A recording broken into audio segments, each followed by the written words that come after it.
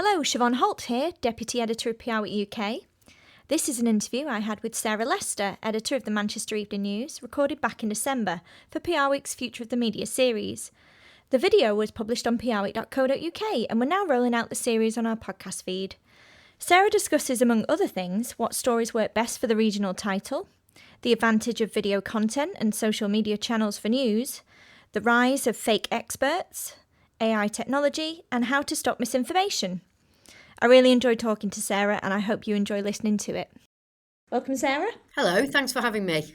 Well, thanks for joining us. It's great to have you. We have got plenty to talk about, so I'm just going to go straight in. Could you just explain what your job role involves and how the editorial newsroom is set up at Manchester Evening News? Yeah, so I'm Editor-in-Chief of the Manchester Evening News and also a smaller website called Lancs Live. And I also look after the Greater Manchester and Lancashire patch for the whole of Reach in terms of live news. But my main job is telling the stories that matter to Greater Manchester. I've got a team of journalists who some work in live news, some work in court, some work in features and investigations. We also have What's On writers. We do quite a lot of non-local national content as well. We have TV writers. So kind of all the topics that you would imagine that we cover. And we have a vibrant sports section too. Yes, I imagine so, with all those football teams up there. So how do you find stories then, and how is that changing with the social media and AI? I've been in the business a long time, and actually the way we find stories hasn't changed massively. We have too many stories. I don't have enough staff for the number of stories that we have. So live news is live news, and we have lots of people who tip us off about what's happening, and obviously our people live on patch. Social media is a way that a lot of people contact us now. We do have people email, and people do actually still use the old-fashioned way of phoning up. But mostly it's social media, and people let us know what's going on in their area because they want us to find out what the truth of what is going on in their area. So that's kind of live news.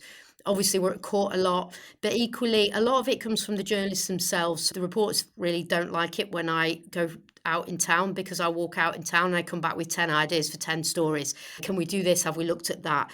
So by living where we all do, there are stories around, we just kind of have ideas, and a good journalist can't walk down a street without having an idea.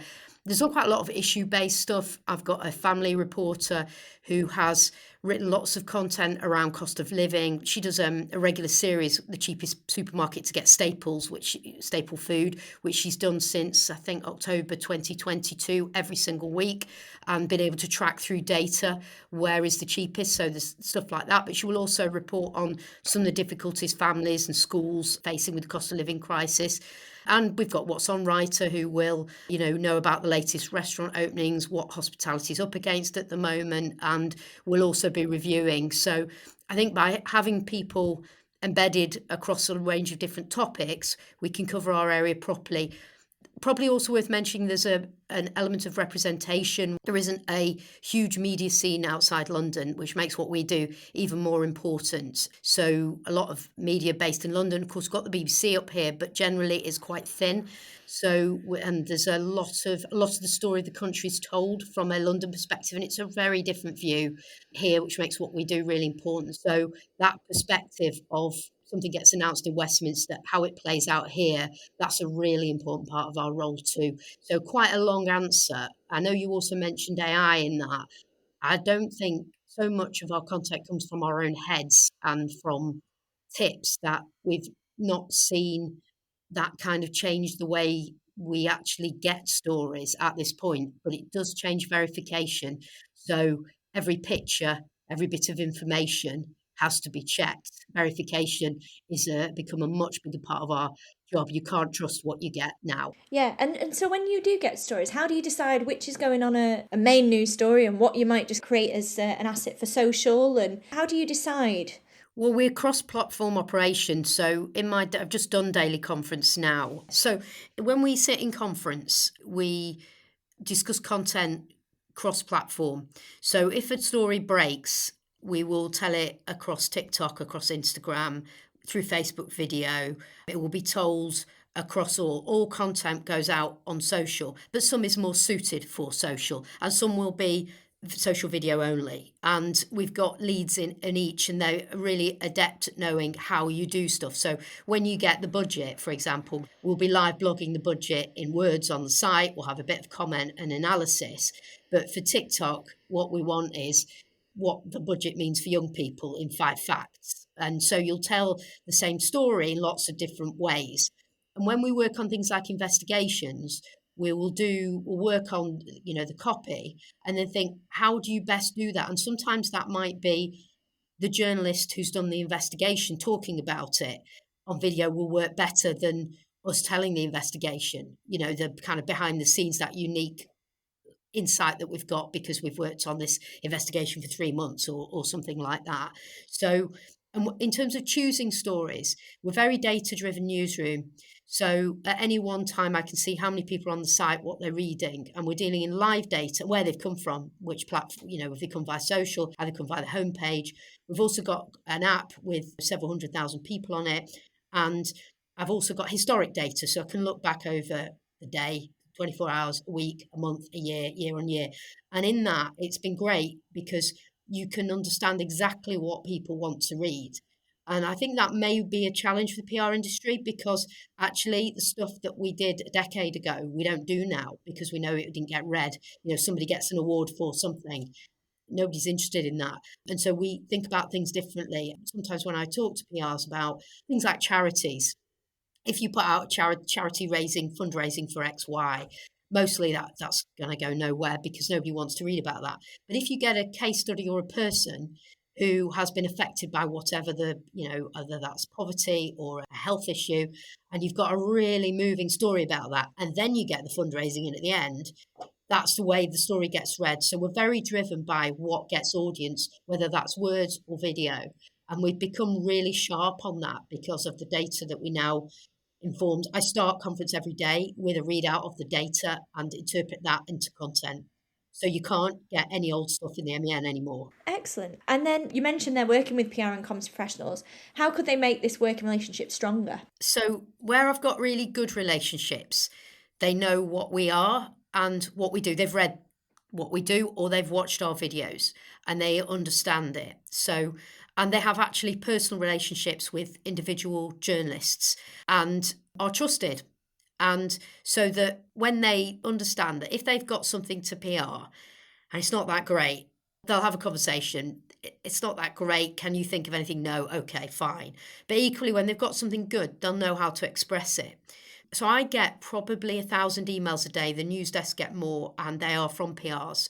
And the bulk of them are from PRs. And the bad ones will send me, one I got yesterday, 8 on the same one with a different region of the UK. And that basically, there's a kind of slightly patronising sometimes London attitude. Oh, I'll just pump this out to each region. I'm not even sure which region I'm sending to. I'm not even sure whether Manchester's northwest or northeast. I don't really care. And we're a site that gets millions of people coming to it every day, and millions more across social media. And the fact that you can't even be bothered to find out what region we're from. And we know that you've sent to everybody. And sometimes, you've sent an attachment. Well, I can't bother with an attachment or a Dropbox. I'm not going to look at that. So you might be doing the PR there so you can show the person who's paid you, well, I've put all this out. But it's never going to hit. If you're really tight with the first 3 parts and you really grab and it's really about people, then you're more likely to do it and understand what we do and even get the title of the Manchester Evening News right, because I've had Manchester Evening News Herald, I've had Chronicle, I've had anything, and it is patronising. And so much of what I do is just mass delete because I can't even get to it. So where there's a personal relationship, or not even directly with me, but with an individual reporter, it can work really well. And we've got amazing stories where that's happened. And then the other bit is the ability to go back and say, okay, what we need is this. So sometimes PRs come to my conference. I've done some stuff with educational PRs. I did a big talk to some educational PRs, and I kind of tried to get them to refocus because they were like, oh no, when something goes wrong at school, it's terrible, it's terrible. And I was like, yeah, but if something went wrong at your school, your kid's school, would you want to know, if, I don't know, a fire, an emergency alert, somebody doing, I don't mean something that school's done wrong. Wouldn't you want to know? Yeah. So your best bet is to manage that situation really cleanly and say, this is what's happening. here's the full story. Please don't report this bit. Just stick to this bit. And this is the bit you need to know. And a good relationship that we'll have. If you forge that relationship in peacetime, not in crisis, then that relationship's there in crisis. Equally, when you want your positive PR, and we want positive stories, but they are harder to get and harder to tell and harder to make work. But we need them, otherwise we're just pumping out misery. So if you've got that relationship and you've understood that's what I said to these educational PRs, is if you've got not just somebody who's got an award, you have to think about your content. Is this of interest to the school community? Is this of interest to the local area? Or is this of interest to a school community somewhere in the south of England or somewhere else or another side of Manchester? And if it is, then that probably is worth a release that will go beyond a very small area because it's of interest. And that could be, not just a child that's done something, but an intervention a teacher's done that's changed a child's fortunes, or, that's perhaps a poor example, but something that would be of interest to anyone. And if you find the right way of telling it, wow, that's amazing, because what we want is solution journalism, not just negative journalism. So individual relationships and not just spraying out random press releases. And my personal pet hate is surveys, because they are designed, and you do get a bit of sloppy journalism where they're just ripped, but I can't stand them, and you probably won't see them in the MEM because they're not based on anything real. They're based on targeted questions and just an excuse to get the brand name out. But if the brand has got something interesting to say, or the expert's got something interesting to say, well, that might really, really work for us as well. So really long answer for you there, Siobhan. I'm sorry. No, I liked it. What I was going to ask though was, obviously you've mentioned, and it's the same for us at PR Week, we're very time poor. You're talking there about building those strong relationships. How do you do that? And obviously this could be a PR agency that's in London that maybe can't have a coffee with one of your journalists. So how do you go about building that relationship? I think you make an approach with a strong story and you try it that way. I think that's how I would do it if I was in PR. And I just say, these are the sort of things that we've got. Is this of interest to you? And you make that approach. And or you just say, I look after these kind of companies. I haven't got anything for you at the moment, but I want to know what you would like. And we've got a property writer.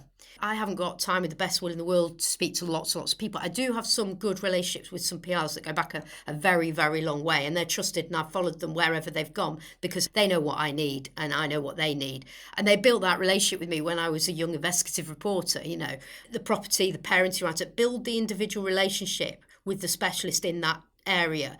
And you can make their job so much easier if you can find, if Emma Gill, who's our family writer, really wants to write about, a certain topic. And the fact you're looking after a brand, someone's looking after a brand that has some really interesting information or can access a group of psychologists who'll talk about child psychology or mobile phone use among children or any topic like that, then that's probably the way to do the approach. So build it up with an individual person, because news desks tend to be quite bonkers. So there isn't very much time there. So I think that really. So we're talking there about how news titles, it's trying to balance that 24/7 news cycle.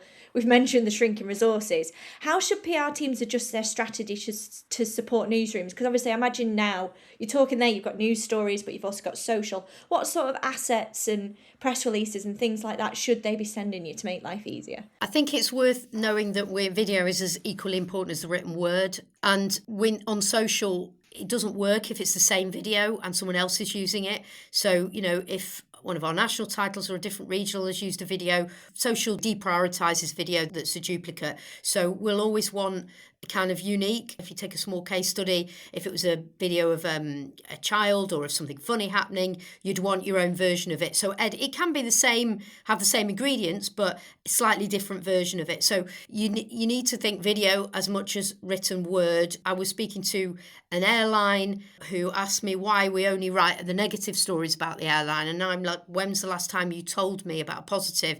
And I think they told me about an air steward who'd worked at Manchester Airport for an unbelievable amount of years and had done incredible things, saved a passenger's life, various other things.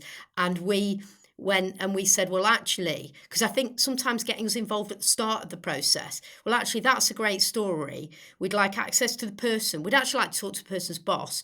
We'd be flexible in your approach as to listen to what we ask for.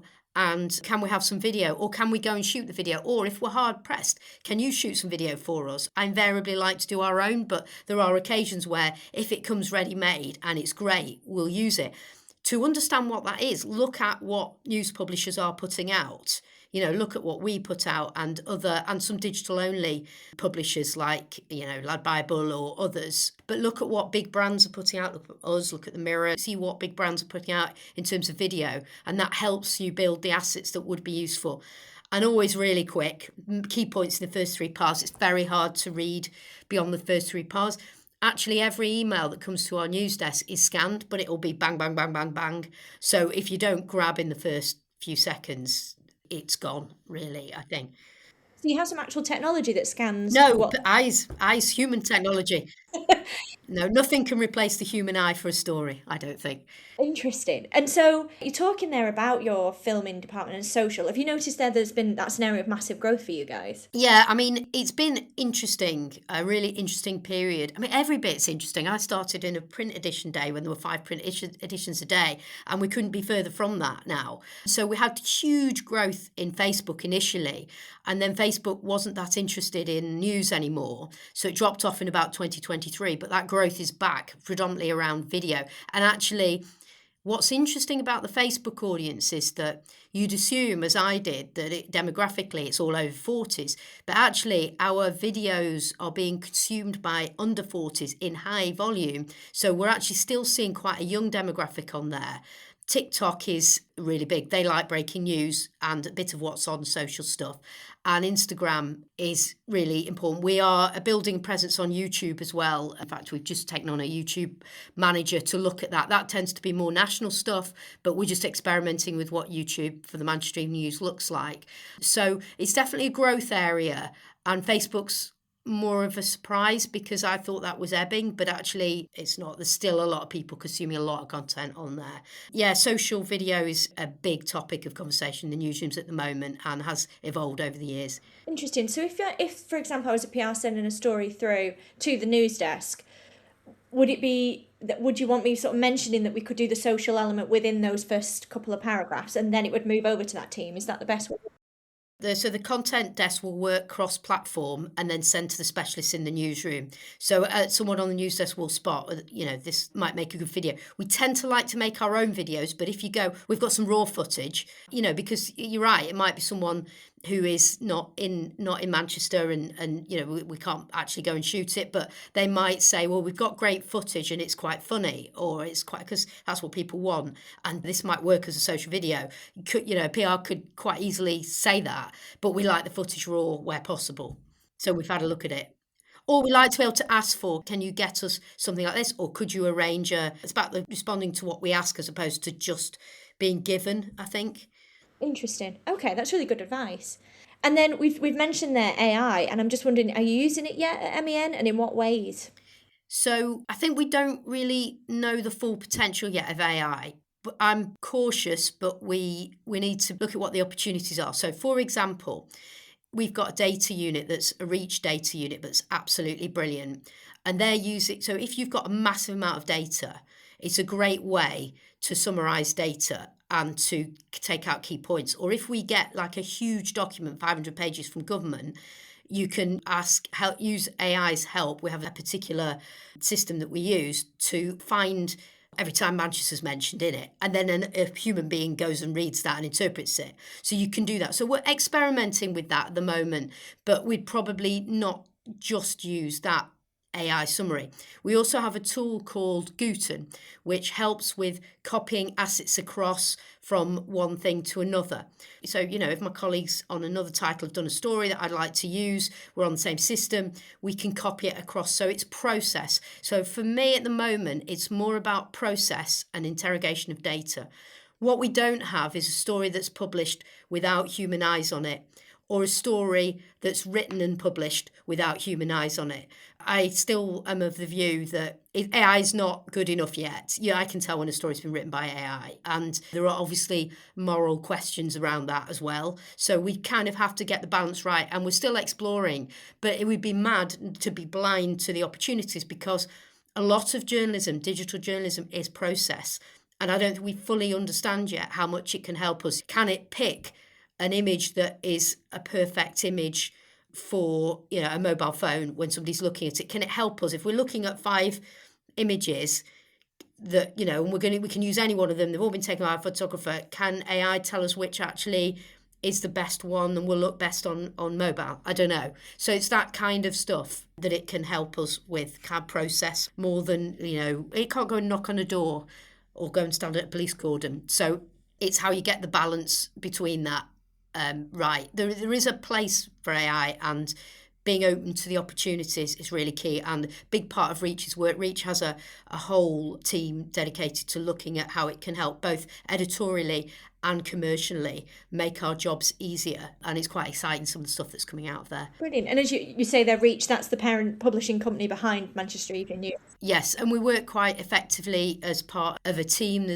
So I have a network of editors-in-chief across the country, plus the nationals, and it's great because we're able to share, challenges, solutions quite effectively. So it's like an effective group, really, in dealing with the things that we have to deal with whilst operating separately, if that makes sense. Yeah, brilliant. And then, in your view then, how is AI changing the day-to-day role of a journalist? I think it's the fact-checking side of things that is the biggest thing. We get huge amounts of stuff sent in via social tips. Well, it's been like that for a while, actually. I first saw it during the Manchester bomb at the arena, and people were sharing images of people who they said were there, and almost, I can't recall whether they exactly showed pictures of them there, and were missing, and they weren't. So that was the first really strong verification that we started to do. It wasn't AI generated, but it was mischief. And then over time, we've seen more stuff come in that purports to be one thing, even a flipped car in a road, really basic news stuff like that, and it's not.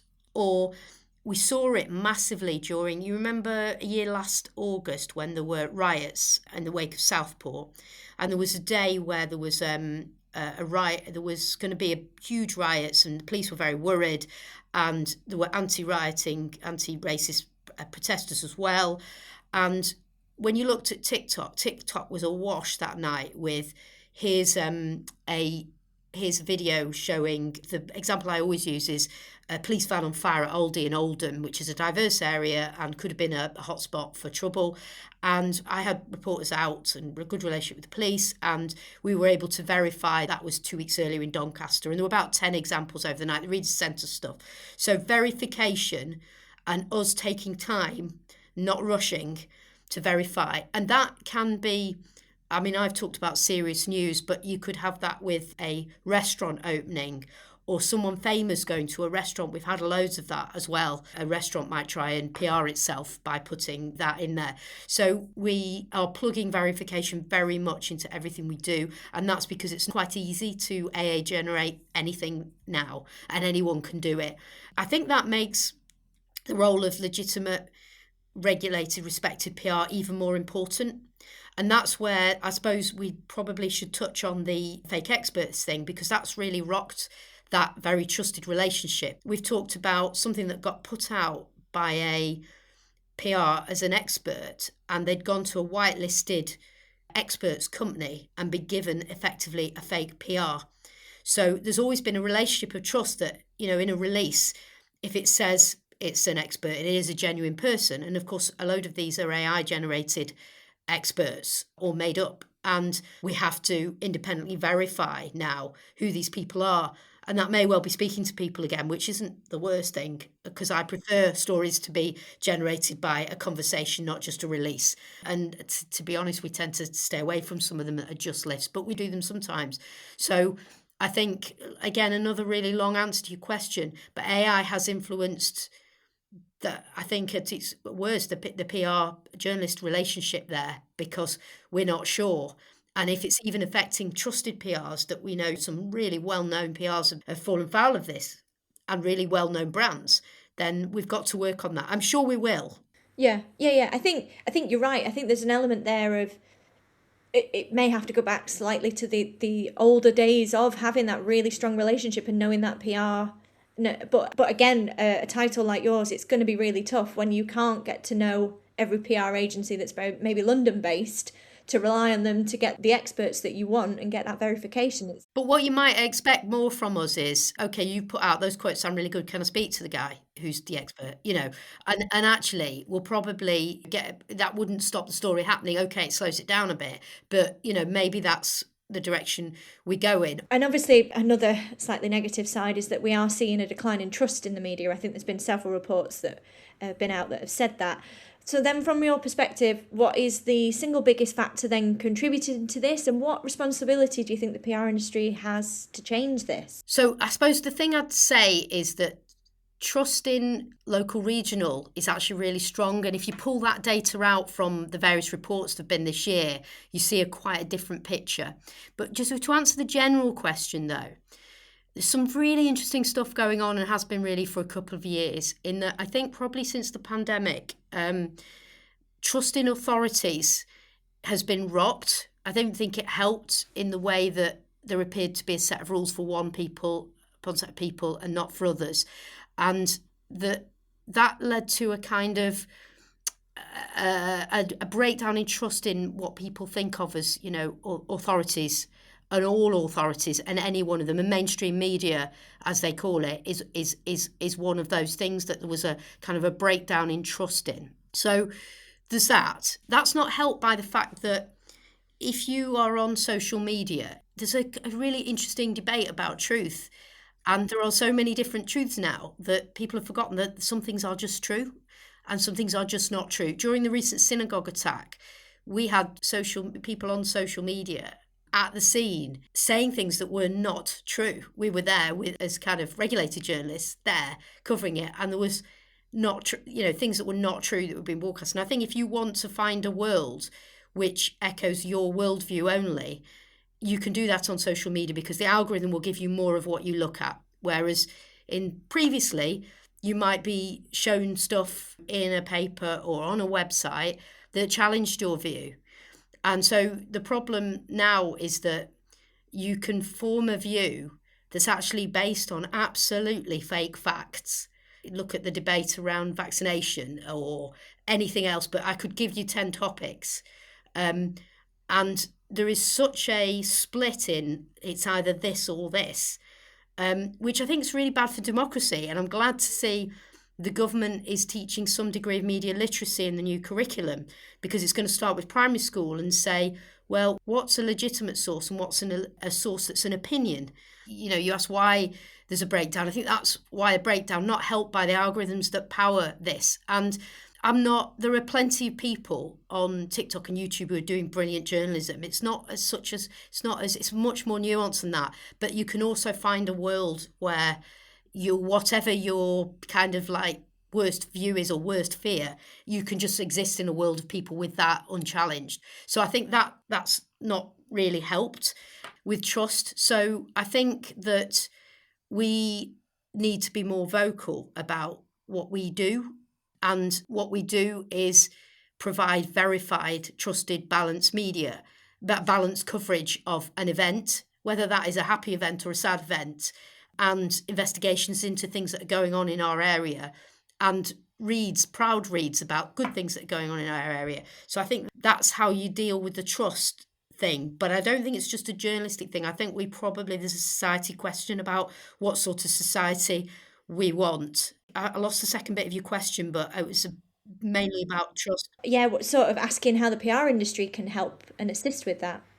Yeah, I think we need to sort this fake expert thing out, because I think that's absolutely vital and urgent. We're talking about that a lot in newsrooms across the country at the moment. So I think that is like an urgent thing. And I think the PR agency can help by making sure that the communications, you have a job to do, you've all, like, there's good journalists and bad journalists, there's good PR and bad PR. And the ones that I get that are clearly trying to sell something that they themselves don't believe in because they've been paid to do it is transparent. So really, really thinking about the message, who the message is for and how best to get it up and not spamming is probably quite an important thing to do, because that will help with trust.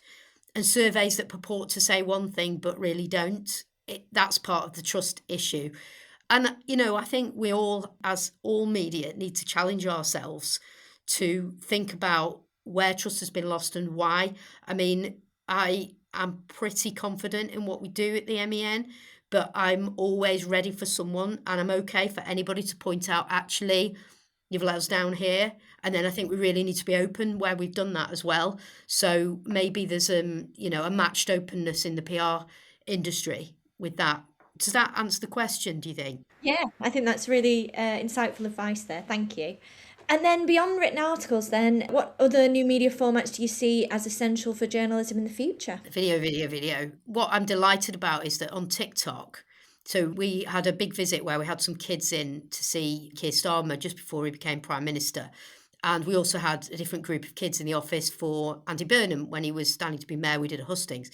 And what I loved was that these kids were 16 to 18. They all knew my brand, and they knew it because of TikTok, because we're on there doing stuff on there. So they might never have read a written word. You can't do a sweeping statement because actually lots of them have, but they might never, but that brand will live on. So I think this brand's been around, 157 years. We're more than the written word. And sometimes we find that when we speak to PRs, they're not realising how our newsrooms have evolved. I sometimes invite some PRs to conference to see, this is a cross-platform newsroom. And actually, you'll note that I've not mentioned print once in this conversation. And that's because print, while we still have a really important core readership there, it is a smaller part of what we do. All our content is produced for the website and for social, and then we take from that to build a newspaper. And I think a lot about the front and the presence, particularly when we're doing a brand thing, but my attention is predominantly on the digital output. So the idea that I still get, it was quite really interesting because it was like a big TV celebrity PR thing that we did. And I still got asked, is it going to go in print? And great that you want it in print, and I did. And I sent a PDF, or I got someone to send a PDF. But I was amazed that was still, because if you talk in terms of pure audience, print is very important, yes, and it's captive and it's a tangible thing. And every paper's read by more than one person. We know all that. But actually, if you talk about audience, we should have been being asked for, what were the stats on that when you put it out on video, on social, when you did that interview? We should have been asked for all of it. But we still tend to get asked for, what did it do in print? Whereas you should be asking the question, where did it go? How many people did it reach? Because when you see how many people it would reach on social, it's going to be loads more. Absolutely. And as you say, potentially the demographic and voting age that you're trying to appeal to in that situation. Yeah. I just want to clarify as well, you've mentioned conference. Could you just share a bit more about what that is and how you've got to realize it? Yeah, well, news conference is my favourite moment of the day. So we have 2 a day. The main ones I have here at 10:30. Every newsroom will have them, usually in the morning. And at a conference, we look at the audience from the previous day. The team have started about 6 a.m. at that point. So we talk about audience and the data for the previous day, what we've learnt, what sort of things have worked, what the audience is talking about, both local, regional and national, and all sorts of topics, anything you can think of, from hard news to court to TV to council to government to global, whatever it is, the topic we'll talk about. And each area, so there's different section heads. There'll be live news, there'll be video, and they'll come in and talk about what they've got, what they're planning for the day, and we bring it all together. We'll also talk about what the longer things we're planning. So we've recently launched a subscriptions for, which I can talk about separately, but we've recently launched that. So we'll talk about what people who are subscribers have read, what they're doing, and what that means for what content that we should then go and generate.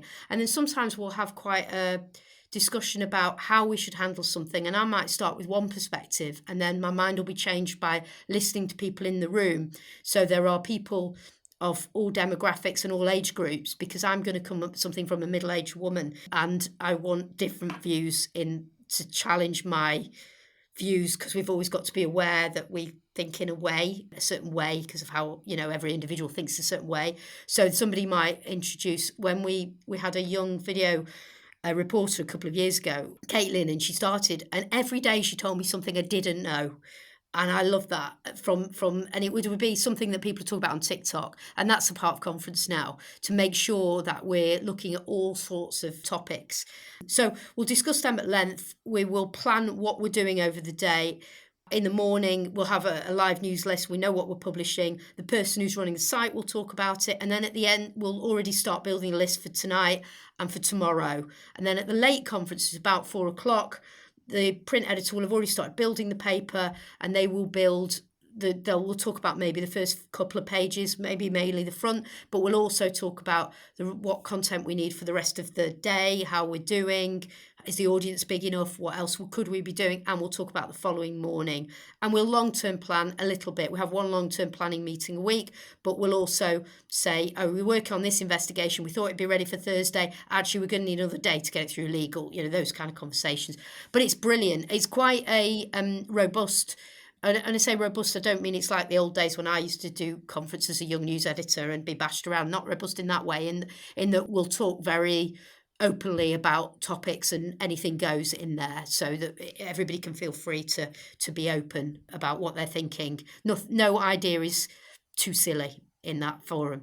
And then, so do you see then the future of journalism shifting then maybe from, as you're describing there, these large newsrooms? You've mentioned, that regional, and I'm just wondering, maybe is independent journalism the future? We're seeing a lot of personal brands and direct to audience models. You've mentioned a subscription there at MEN. So do you feel that's a growing area? Yeah, so I think that there's some people doing brilliant stuff on like Substack, and there's a lot of individual brand. It tends to be opinion and not reporting.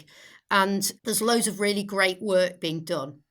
But that can't replace live coverage if you get your synagogue attack or your cordon at the end of your road, or coverage of councils, or coverage of police, or holding Andy Burnham to scrutiny, or looking at issues that are facing the city centre, or how the budget or cost of living is impacting.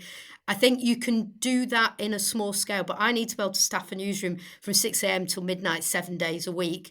You can't do that via that kind of opinion-based content. You can do some amazing stuff though, and you in a way having the ability to just focus on one kind of topic at a time, like an issue, is brilliant in airing that stuff.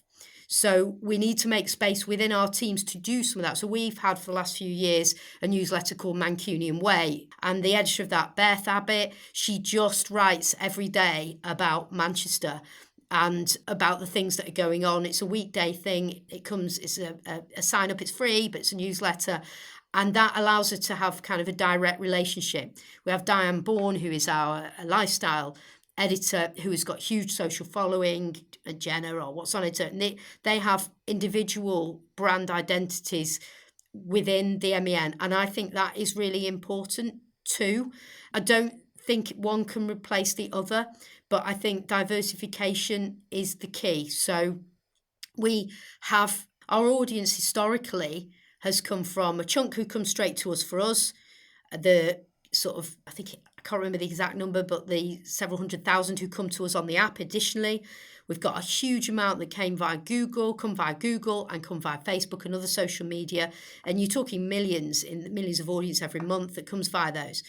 But one of the challenges we've got as an industry is that Google's very, very volatile. There's two sources. There's organic, when you Google a question, or there's Discover, which is and your listeners will probably know, is a lifestyle platform that gets served a quite bespoke, algorithmically fed list of content that you will get that's personal to you. So if you're a 40-year-old Man United fan living in Trafford and shops at H&M, it will know that, and it will give you kind of content you might be interested in based on that. Now, that is very algorithmic based, so sometimes that brings us huge audience, and sometimes that brings us smaller audience. And at the moment, that algorithm is a bit broken and it's serving up lots of AI generated content that isn't very valuable at all. So one of the challenges for newsrooms is to think, right, okay, we've got that Google audience, we've got that social media audience, we've got our direct audience, we've got some newsletters, we've got all that.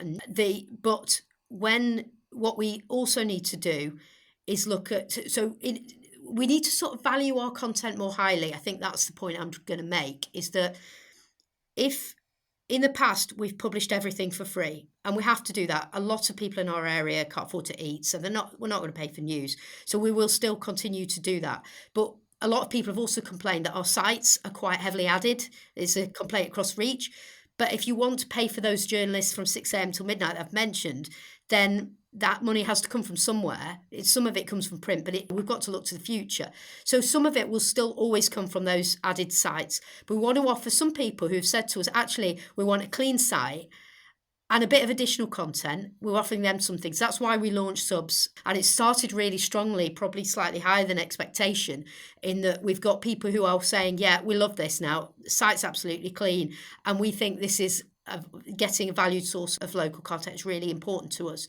So we'll still have that kind of big audience that will come in via loads of different ways, but we'll also start to continue to build that direct relationship. Now, we do have that to a point to a big point really, in that when the synagogue attack happened, we saw triple the number that would come generally to the homepage in a day.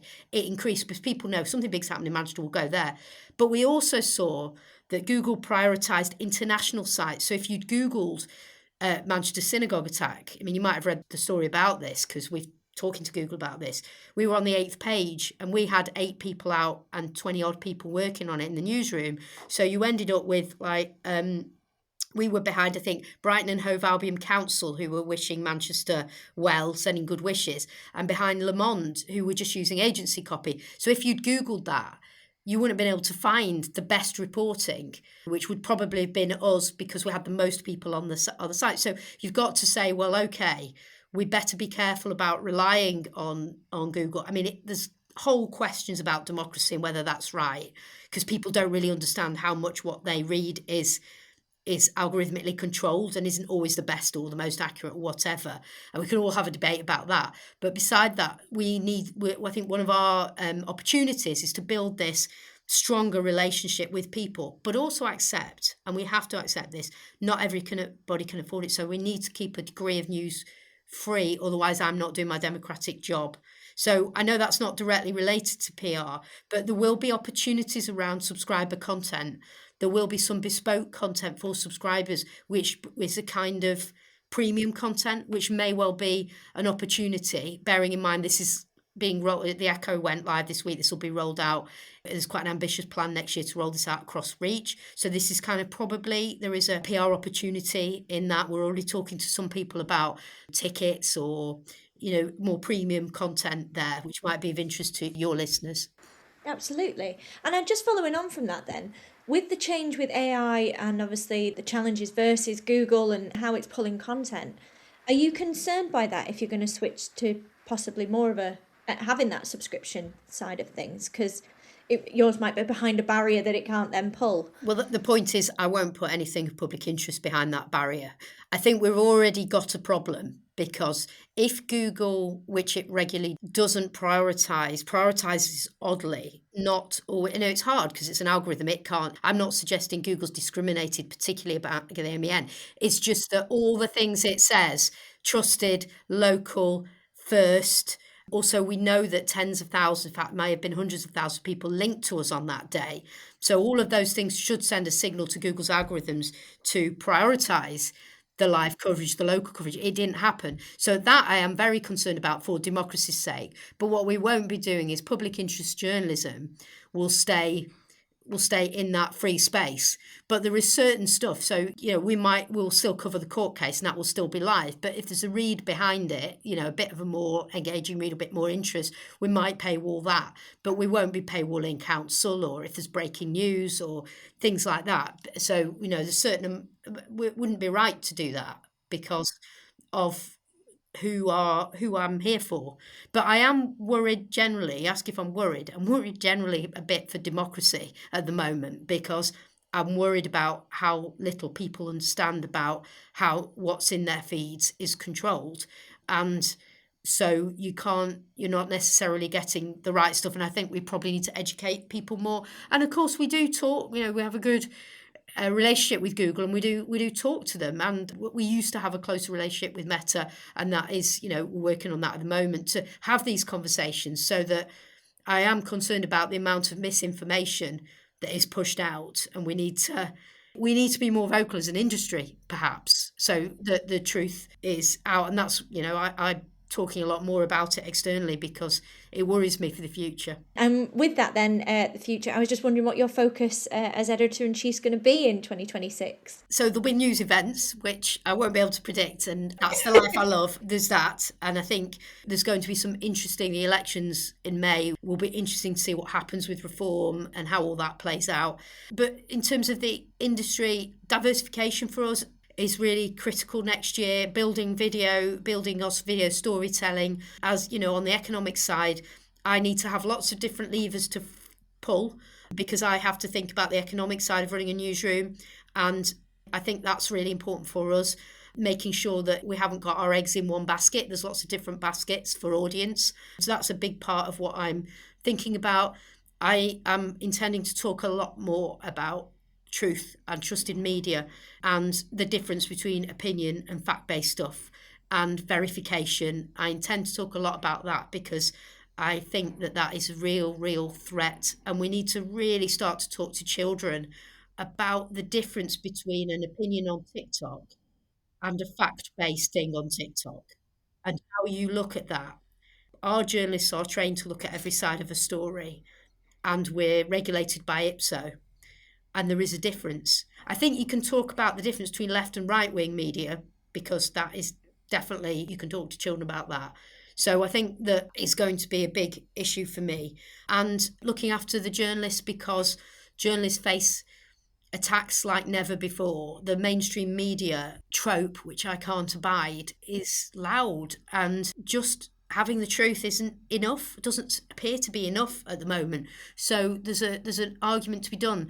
There's also a lot of listening to be done. Why people, it's the same listening that wasn't done on the back of Brexit and on the back of various other things. So need to listen to communities, because actually before Brexit, when we were voxing in our communities, we knew Brexit was coming because people were so dissatisfied. So what is leading to some of the fracturing of communities? So I'll be thinking about listening as well. And on the protecting the journalists, journalism's under attack. The amount of abuse that journalists, particularly women, are getting, it's making it really hard for female journalists to speak out or be front of camera. And our journalists do Facebook Live broadcasts, I completely admire them. So the pastoral care of looking after the team is a big thing that I've been thinking about for next year as well. Brilliant. Well, unfortunately, that's all we've got time for today, and it's been great to hear your insights. So thank you so much for joining us today, Sarah. And thanks for listening. And until next time, goodbye.